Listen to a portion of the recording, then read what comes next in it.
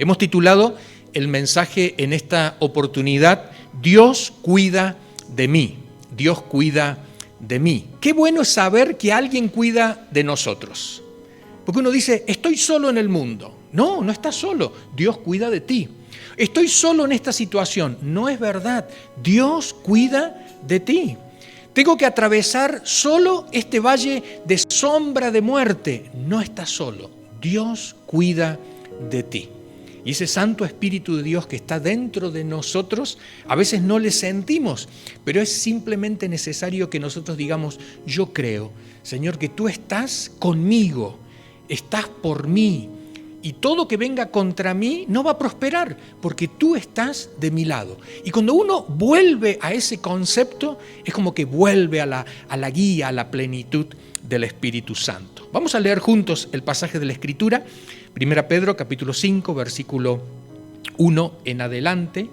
A los ancianos que están entre vosotros, yo que soy anciano como ellos, testigo de los sufrimientos de Cristo y partícipe con ellos de la gloria que se ha de revelar, os ruego esto.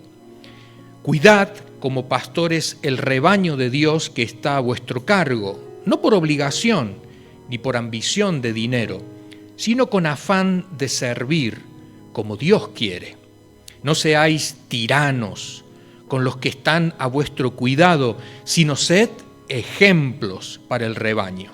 Así, cuando aparezca el Pastor Supremo, recibiréis la inmarcesible corona de gloria.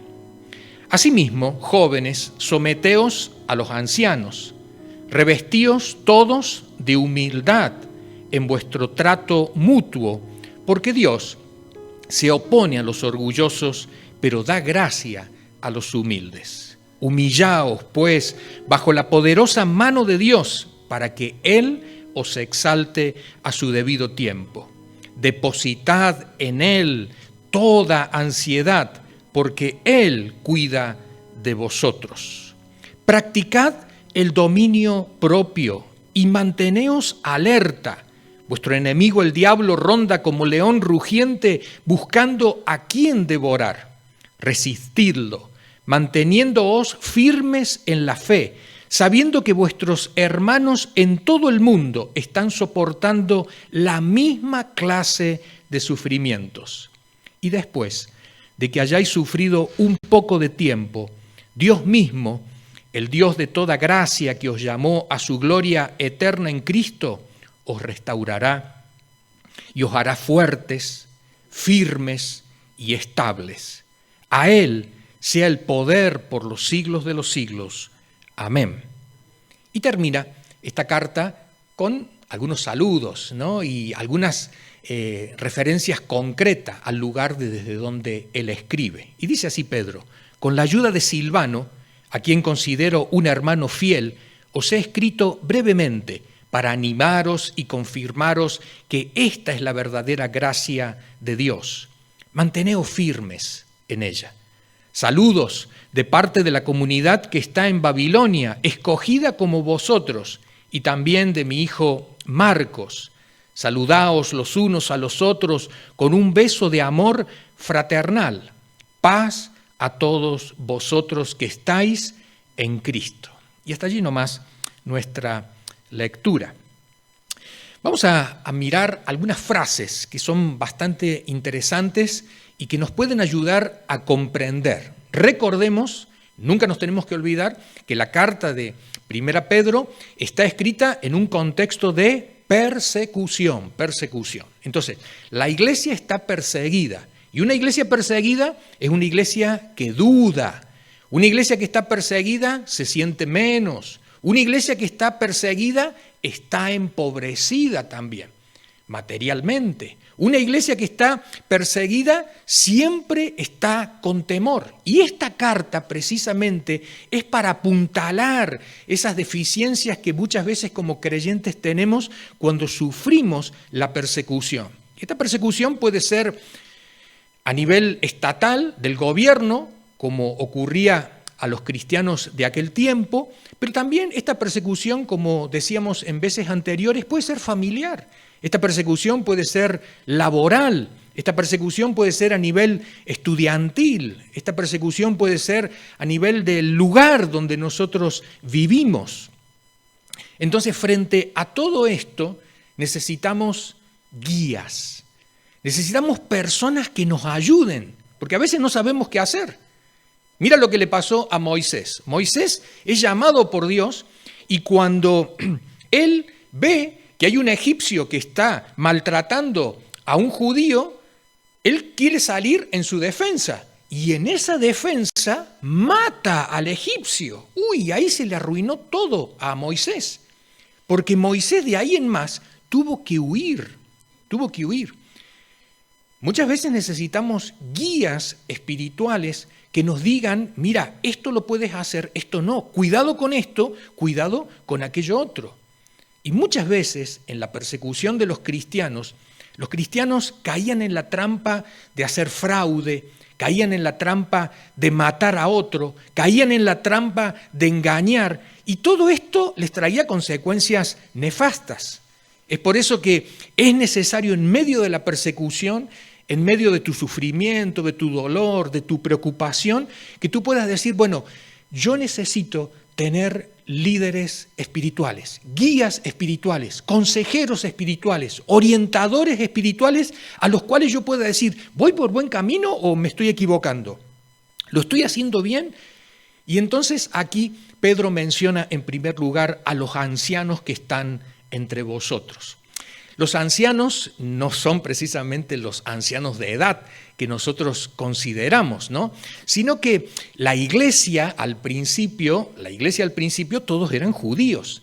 Entonces, ¿qué hace la iglesia? Cuando se organiza por primera vez la iglesia, en los primeros años, dentro del primer siglo de la iglesia, el gobierno de la iglesia es el mismo gobierno de la sinagoga. En la sinagoga lo que había eran ancianos.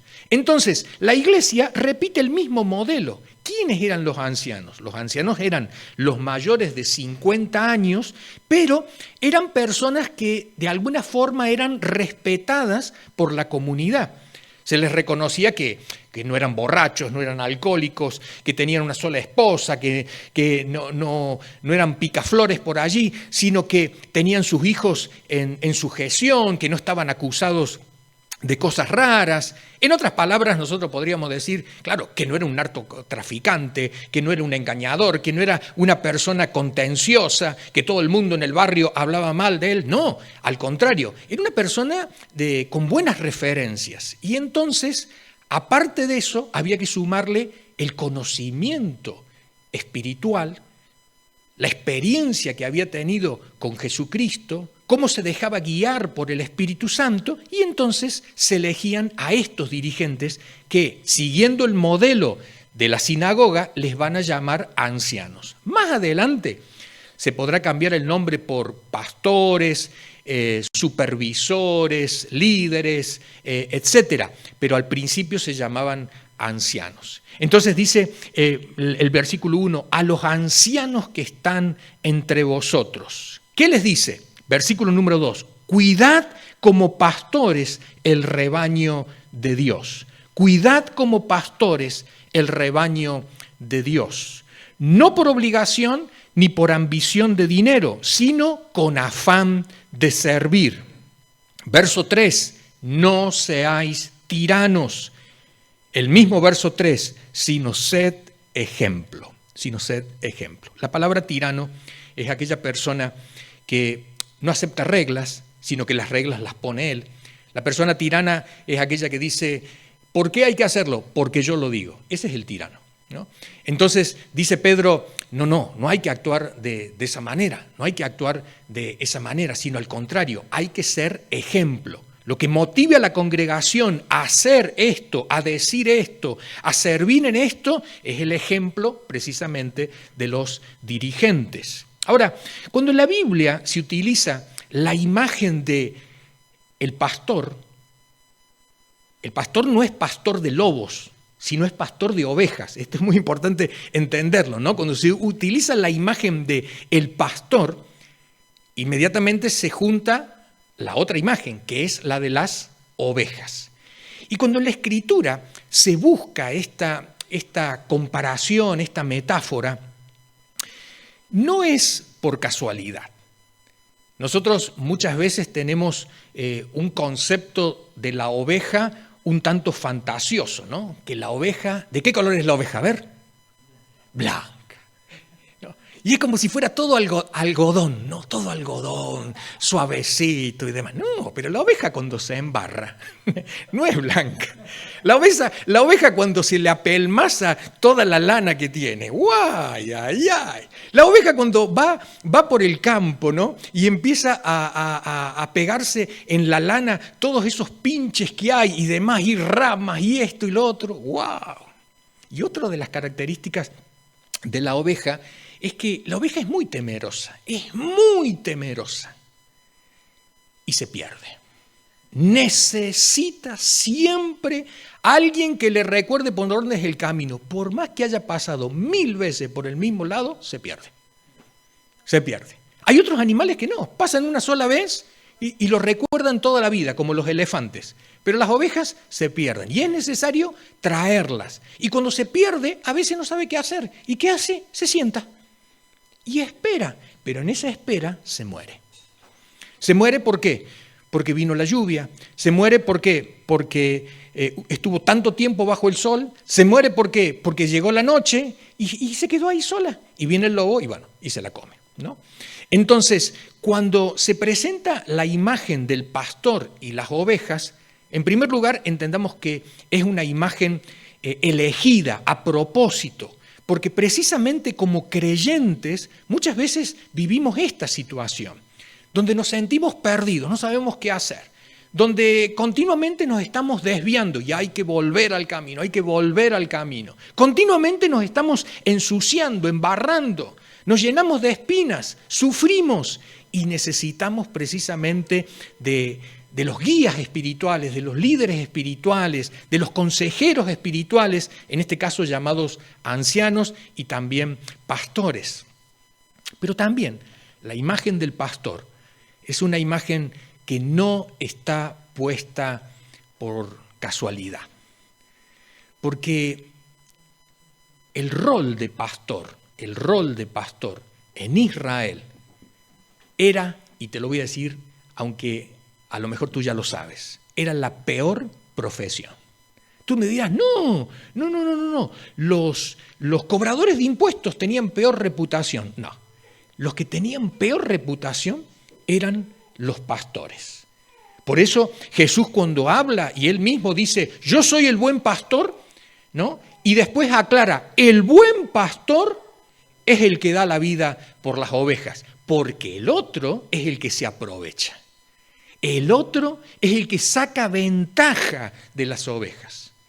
Y nosotros, dentro de las comunidades de fe, de las iglesias, las congregaciones, denominaciones a lo largo y a lo ancho del mundo, ¿cuántos creyentes han vivido la mala experiencia de tener pastores que se han aprovechado?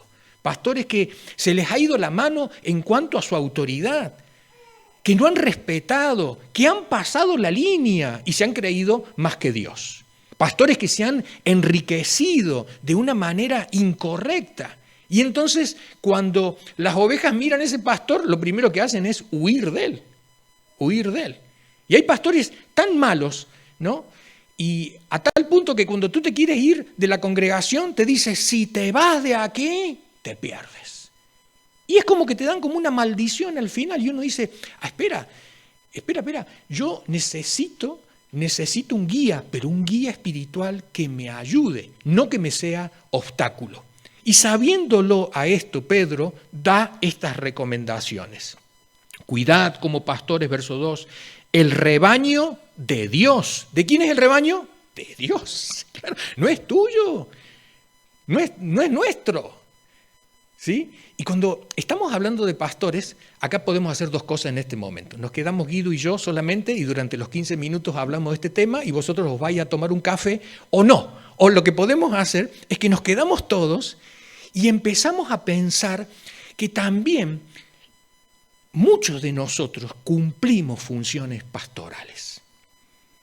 Muchos de nosotros también tenemos funciones pastorales, porque el pastor básicamente lo que hacía es llevar al rebaño, conducir al rebaño al lugar donde hubiera pasto o hierba, y mientras las ovejas comían, esperaba y vigilaba.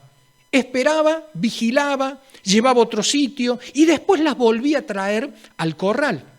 Entonces, muchos de nosotros, y en particular aquellos que son creyentes maduros en la fe, tienen un rol pastoral dentro de la congregación.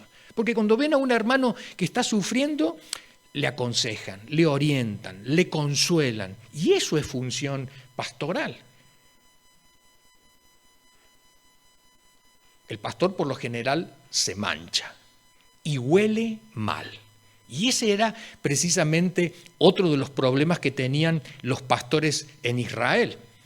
Aparte de que algunos se aprovechaban de las ovejas, ¿sí?, y las vendían por ahí y decían que se las comió un lobo, ¿no? Y otros se aprovechaban, ¿no? Y entonces se hacían una rica barbacoa, un rico asadito con una oveja por allí. Estaban los otros que eran fieles.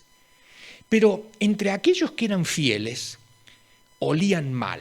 Y ese oler mal, era por el contacto continuo con las ovejas. Pero no solamente con el contacto con el animal, sino con el contacto con la sangre del animal.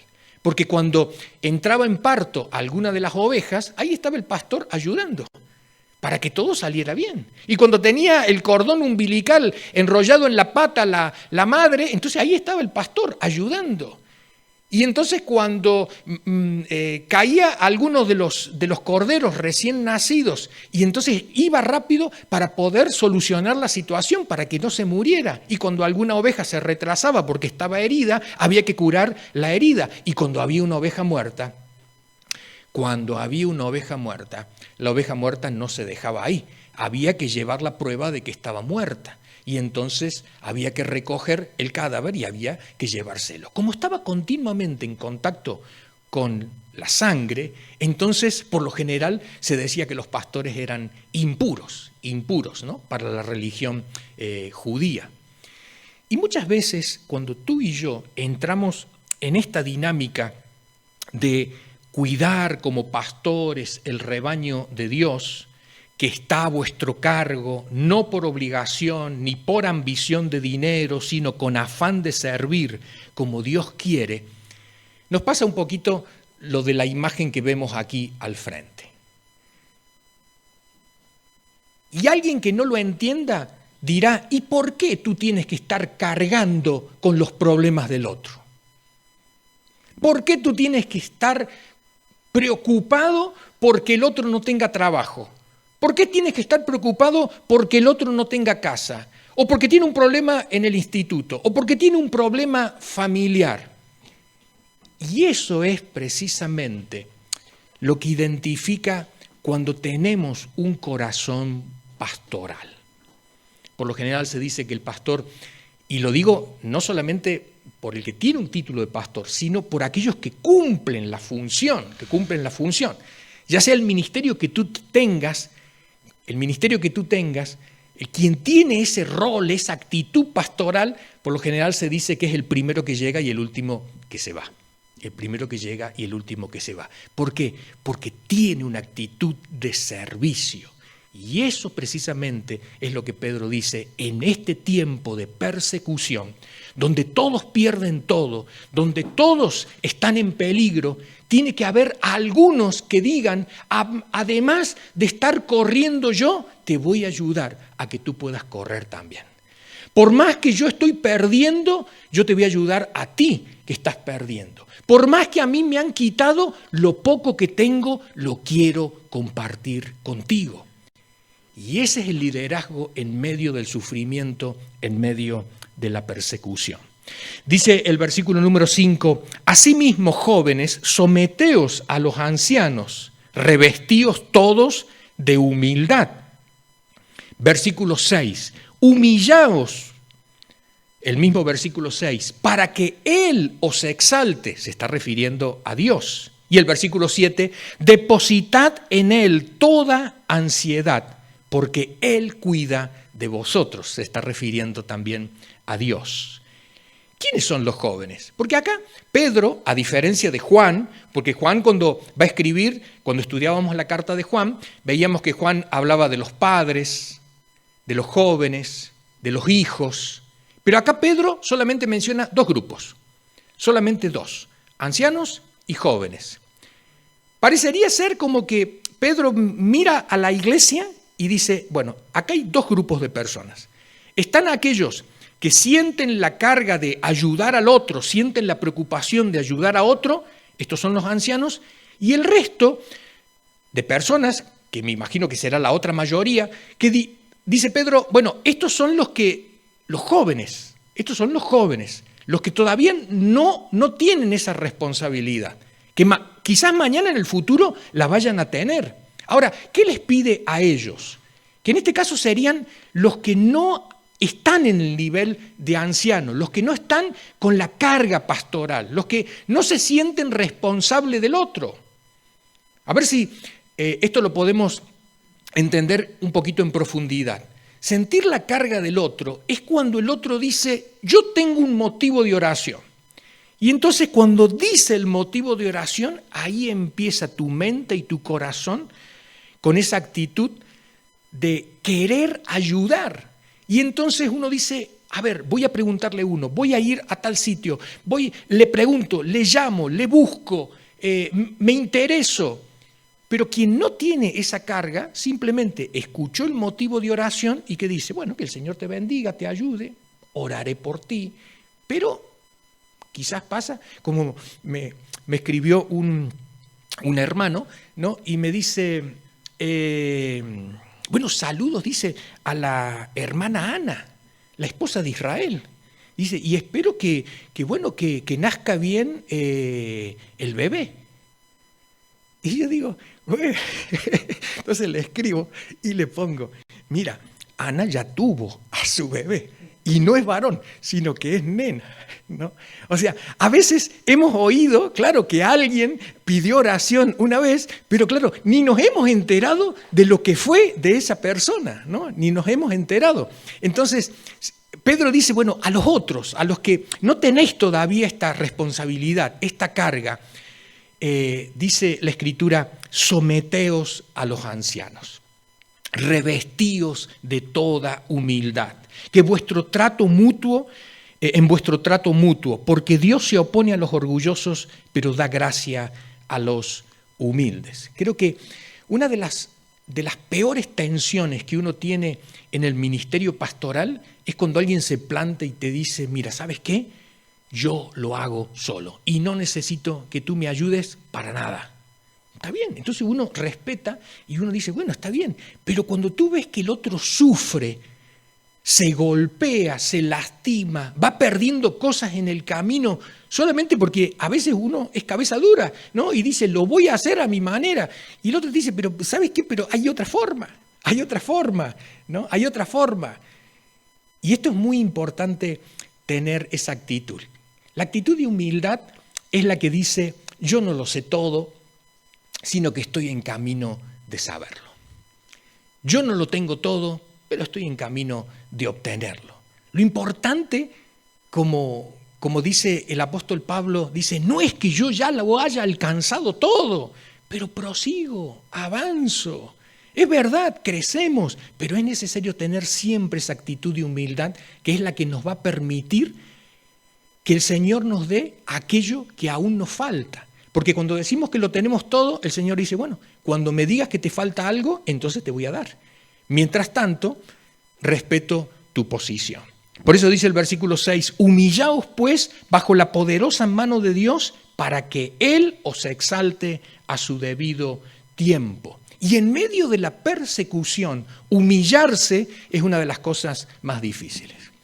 Porque uno dice, Señor, queremos que te levantes y nos defiendas. Y el Señor dice, humíllate. Pero Señor, me está avergonzando mi vecino, se burla mi compañero de trabajo. Señor, me está humillando este familiar. Y el Señor te dice, humíllate. Hay una gran diferencia entre la humildad y la humillación. Porque el camino de la humillación, el primer paso es la humildad. Cuando uno dice, no lo sé, quizás estoy equivocado. Y la humillación es cuando acepta lo que el otro dice, el juicio del otro, el maltrato del otro, la burla del otro, el insulto del otro. Uno lo acepta y dice, aunque yo sé que está mal, pero bajo la cabeza. Y uno dice, pero ¿hasta cuándo tengo que bajar la cabeza? Dice el texto bíblico, humillaos pues bajo la poderosa mano de Dios para que Él os exalte a su debido tiempo. A su debido tiempo, aquellos que ya estáis familiarizados con algunos términos, ¿no? Es el kairos de Dios. No es este tiempo que nosotros cronometramos, ¿no? Este tiempo que decimos, ya pasó un día, ya pasaron 2, ya pasaron 3. Y el Señor te dice, espera el tiempo oportuno. Porque ese tiempo de exaltación no es bajo criterios humanos, sino es bajo conceptos divinos. Es cuando Dios dice, este es el momento, este es el momento. He compartido en el grupo de fe que yo he tenido mucha oposición de mi familia. Bueno, una por dedicarme al ministerio, otra por salir a la obra misionera y siempre dejan caer algún cuestionamiento, algún juicio, ¿no? Siempre dicen alguna palabrita como, ¿has visto esa persona que tiene siempre esa mala intención y te tira esa palabrita, ese gesto? Y uno dice, bueno, ¿no? Y recuerdo que había fallecido nuestro abuelo. Estábamos todos los primos allí, los tíos, las tías, y había fallecido el abuelo. Y entonces decían, bueno, alguien tiene que decir unas palabras. Y se iban pasando el balón o la pelota el uno al otro. No, que tú, no, que tú eres el más grande. No, que tú eres el primo mayor. No, que tú eres el tío. ¿No? Y por último, me dicen, bueno, tú dices que estás ahí con eso de la fe. Dice, ¿no puedes decir unas palabras? Sí, le digo. Y yo sentí que ese fue el día de la exaltación. Porque todos estábamos muy, pero muy tocados por el fallecimiento del abuelo. Pero fue en el momento de abrir la palabra de Dios y compartir lo que decía, ¿no? Cuando de pronto había esperanza allí, había consuelo. Se sentía que el Espíritu Santo estaba allí, obrando en la mente, en el corazón de aquellos que siempre se habían burlado, que siempre habían rechazado, siempre ponían palos en la rueda, ¿no? Y ahí estaba el Espíritu Santo obrando. Ese día todo el mundo saludó y dijo, muchas gracias por las palabras. Sentimos que son palabras de Dios. Y cuando uno ve esa situación así, dice, Señor, este fue el momento oportuno. Este fue el tiempo tuyo, tu kairos, cuando tú te manifestaste. ¿Fue necesario todo lo otro para llegar aquí? Sí. Y a veces tú estás en una situación difícil también, en tu familia, a lo mejor en tu trabajo, y tú estás esperando el kairos de Dios, el tiempo oportuno, pero ese tiempo es de Dios. Cuando se unan todas las piezas y Dios dice, ahora pongo la última pieza del puzzle o del rompecabezas. Pongo la última pieza y cuando se pone la última pieza se ve toda la imagen allí. Cuando Dios pone la última pieza es cuando Dios dice, ahora es el tiempo. Dice el versículo 7, depositad en Él toda ansiedad porque Él cuida de vosotros. Bueno, ¿la ansiedad qué es? ¿Qué es concretamente la ansiedad? La ansiedad es cuando uno se pregunta, ¿y qué va a pasar? ¿Y cuándo vendrá? ¿Y cómo ocurrirá? ¿Y con quién? Y todas esas preguntas, como no tienen respuesta, empiezan a generar en nosotros esa intranquilidad que le llamamos ansiedad. Por eso, una recomendación es que por las noches, tú puedas cerrar el día teniendo un tiempo de agradecimiento a Dios. Tú cierras el día, ¿cómo? Orando, Señor, ayúdame para que mañana en el banco me puedan recibir este crédito que yo quiero pedir. Señor, te pido para que mi hijo mañana le vaya bien en el colegio. Señor, te pido para que el coche pueda estar reparado. Si tú te acuestas con todas estas peticiones, lo único que haces es echar leña a tu ansiedad, porque no vas a poder dormir, porque le has pedido al Señor tantas cosas. Y hay momentos para pedir y hay momentos para agradecer. Y cuando cerramos el día y queremos realmente descansar, es el tiempo de agradecer. Es cuando tú dices, Señor, te agradezco porque hoy pude cocinar, te agradezco porque hoy pude hacer la compra, te agradezco, Señor, porque hoy tuve una palabra de consejo para este vecino, te agradezco porque hoy, Señor, mi hijo aprobó el examen, te agradezco. Y cuando te venga la tentación de pedir, tú dices, no, pedir mañana, cuando me levante. Cuando te levantas al otro día, ahí tú mete todas las peticiones delante de Dios. Señor, te pido que este día sea día de victoria, ayúdame esto, lo otro. Ahí, cuando comienza el día. Pero cuando tú cierras el día, ciérralo con agradecimiento. Esa es una manera de depositar en Él toda ansiedad, porque Él cuida de vosotros. Decía el texto, humillaos pues bajo la poderosa mano de Dios para que Él os exalte a su debido tiempo. Aunque parezca que estamos esperando mucho, hay un tiempo de Dios y un tiempo nuestro. Practicad el dominio propio y manteneos alerta. Practicad el dominio propio y manteneos alerta. Vuestro enemigo el diablo ronda como león rugiente buscando a quien devorar. Resistidlo, manteniéndoos firmes en la fe. Esta palabra resistidlo, nosotros en nuestro tiempo, en nuestra época, la hemos cambiado por otra. A ver, piénsalo. ¿Por qué palabra nosotros la cambiamos? Piensa. Nosotros hemos cambiado esta palabra, resistidlo, que este es el consejo de Pedro. Frente al diablo, ¿qué hay que hacer? Resistirlo. ¿Resistir qué es? Por ejemplo, en una pulseada, ¿sí? En una pulseada, resistir ¿qué es? Es aguantar para que no te doblen el brazo. Resistir cuando estamos empujando algo es que el otro empuje y yo empujo. Pues yo tengo que aguantar. En nuestro tiempo hemos cambiado esto. ¿Y qué hemos hecho? A ver qué palabra le podemos poner aquí. ¿Qué hacemos con el diablo en nuestro tiempo? ¿Cómo? Reprenderlo. Vete de aquí. Vale, está bien. No pasa nada. Si tú lo quieres echar, échalo. Pero ¿sabes una cosa? Que no es porque tú grites mucho o porque digas que se vaya, se va a ir. A veces nos creemos eso porque es lo que le pasó a Job.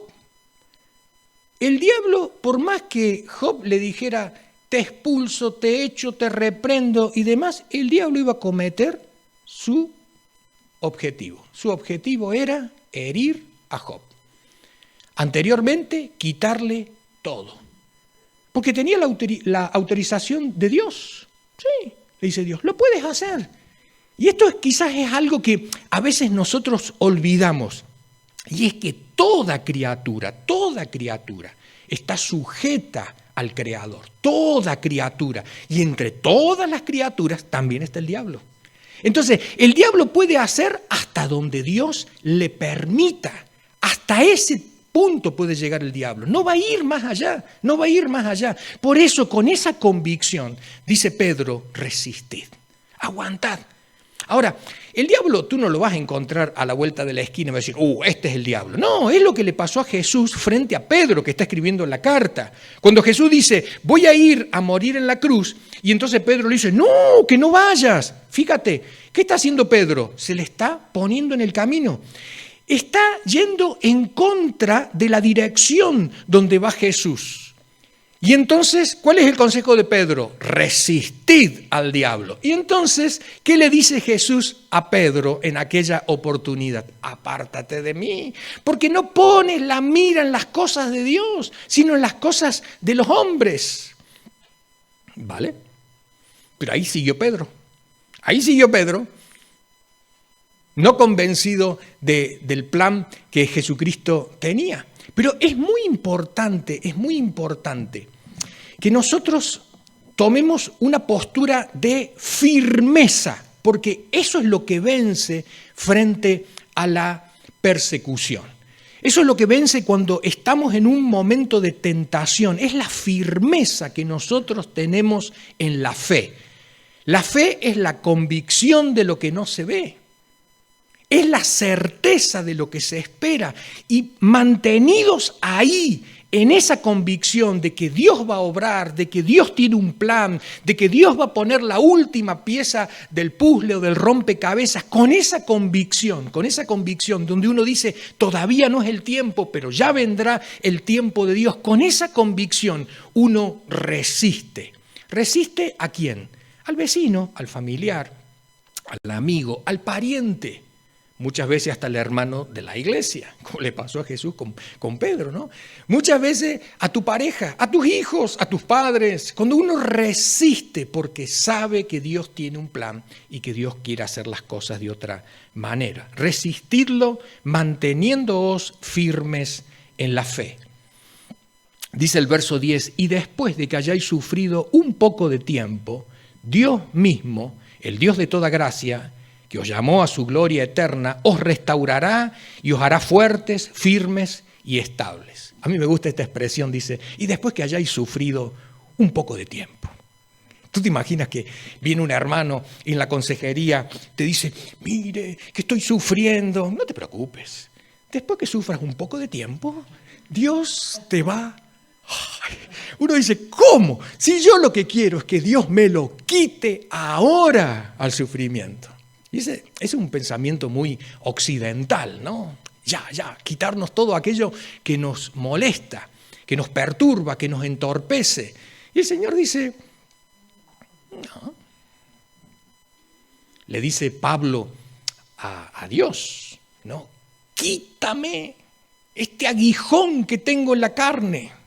Y el Señor dice, ¿duele? Vas a tener que aguantar, Pablo. Confórmate con lo que te he dado. Bástate mi gracia. Y el aguijón no se lo quita. No se lo quita. Cada uno tendrá su interpretación de cuál era el aguijón que Pablo tenía en su cuerpo, en su carne, ¿no? Pero frente a la petición de Pablo, Dios dice, hasta ahí nomás. Hasta te puede servir este aguijón. Uno dirá, no, ¿cómo me va a servir? ¿Sabe para qué nos sirve muchas veces esos aguijones que no salen de nuestra vida? Nos sirve para encontrarnos con otros que también tienen un aguijón parecido. Y cuando tú te encuentras con otro que tiene un aguijón parecido, ¿qué tienes? Comunión. Uno quiere tener la comunión en lo bueno, pero también podemos tener la comunión en aquello que es difícil, es difícil. Por eso habla el apóstol Pablo, ¿no? Cuando dice en el versículo 9, segunda parte, Pedro, el versículo 9, segunda parte, sabiendo que vuestros hermanos en todo el mundo están soportando la misma clase de sufrimientos. Imagínate, a ti te han diagnosticado una enfermedad, como por ejemplo el cáncer, que todos tenemos miedo, ¿no? a eso. Y uno dice, Señor, ¿por qué yo, el único, Señor? Y uno está ahí hasta que el médico dice, mire, tiene que ir al hospital. Ah, sí, ¿a qué consulta? No, usted tiene que entrar a la sala de oncología, donde están todos los enfermos de cáncer. Y cuando tú entras ahí y miras a tu alrededor, te dice la enfermera, difícil, ¿no? Sí, dice, pero no se preocupe, todos tienen lo mismo que tiene usted. Todos tienen lo mismo que tiene usted. Y todos tienen la posibilidad de sanarse o no. Pero todos están pasando la misma situación. Y cuando tú estás en un lugar donde todos están pasando la misma situación, es como que tú dices, bueno, vale, no soy el único. Y es bueno saber que hay otros creyentes. Esto es algo que tú te puedes imaginar cuando estás pasando por una dificultad. Imagínate, tú tienes un problema familiar, o tienes un problema en tu trabajo, o tú tienes un problema en tus estudios, o tienes un problema con los vecinos de tu barrio. Sería bueno pensar que hay otros cristianos que tienen el mismo problema. Sería bueno decir, Señor, yo sé que creo que soy el único. Pero tu palabra dice que hay otros que también, creyentes como yo, que tienen problemas con los vecinos. Que hay otros creyentes que también están buscando trabajo como yo. Que hay otros creyentes que también tienen problemas con sus hijos como yo. Que hay otros creyentes que también les cierran las puertas por ser cristiano como yo. Y cuando uno entra a esa dimensión de saber que hay otros que están pasando por esto, entonces uno se siente como más acompañado. No soluciona, pero nos da un poco de alivio. Dice el versículo número 10, después que hayáis sufrido, Dios mismo, y al final del versículo 10 dice, os restaurará y os hará fuertes, firmes y estables. Después de que hayáis sufrido un poco de tiempo, Dios mismo os restaurará, os hará fuertes, firmes y estables. ¡Wow! O sea, la idea es esa. La idea es que aprendamos para que cuando otros pasen por este camino que ahora es difícil para nosotros, podamos ayudar a los otros. Y cuando uno ya se siente fuerte, el Señor dice, bueno, ahora vendrá la próxima situación, donde podrás tener más fuerza, subir de nivel, crecer más espiritualmente. 1 Pedro 5:7 quizás podría ser el texto clave de este pasaje, ¿no? Depositad en Él toda ansiedad porque Él cuida de vosotros. Cuida a través de los líderes de la iglesia. Cuida a través de saber que hay otros hermanos y hermanas que están pasando por lo mismo. Cuida porque Él tiene un tiempo donde puede decir, acá se acaba y acá termina una nueva etapa. ¿Qué nos enseña Jesús respecto a esto? ¿Qué nos enseña Jesús? Jesús hizo una mención en una oportunidad en Mateo capítulo 6. Él dijo, no estéis pues preocupados y preguntándoos qué vamos a comer o qué vamos a beber o con qué nos vamos a vestir. Yo te invito a que ahora tú cambies las preguntas y le pongas lo que es tu preocupación. Acá dice, ¿qué vamos a comer? A lo mejor tú dirás, ¿y cómo voy a resolver esto? Acá dice, ¿o qué vamos a beber? A lo mejor tú dirás, ¿y de dónde va a venir esto que yo estoy esperando y no sé, no veo la puerta abierta? ¿O con qué vamos a vestir? Dice Jesús. Tú pon allí tu necesidad, tu preocupación. ¿Cómo se me va a solucionar esto? Y dice el verso 32, los que no conocen a Dios se preocupan por todas esas cosas. Pero vosotros tenéis un Padre Celestial que ya sabe que las necesitáis. Por lo tanto, buscad primeramente el reino de Dios y hacer lo que es justo delante de Dios, y todas esas cosas se os darán por añadidura. Resumiendo, si tú te encontraras hoy con Jesús, quizás te abrazaría y te diría, los que no conocen a Dios se preocupan por todas esas cosas. ¿Saben por qué? Porque no tienen un padre que se preocupe por ellos. No tienen un padre.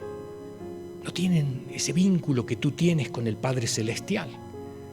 Así que recibe el abrazo de Jesús en esta mañana que te dice, no te preocupes. Los que no tienen al Padre Celestial se preocupan de esas cosas, pero los que conocen a Dios no se preocupan de esto. Nos despedimos pensando en esto. Y esta es la frase que vamos a decir al final de nuestra celebración. Pero ya la podemos ir diciendo desde ahora. Dios cuida de mí. Dios cuida de mí. Mira, cuando alguien te diga, ¿y de dónde vas a sacar? ¿Y cómo lo vas a hacer? La respuesta que tú tienes que dar, Dios cuida de mí. Dios cuida de mí.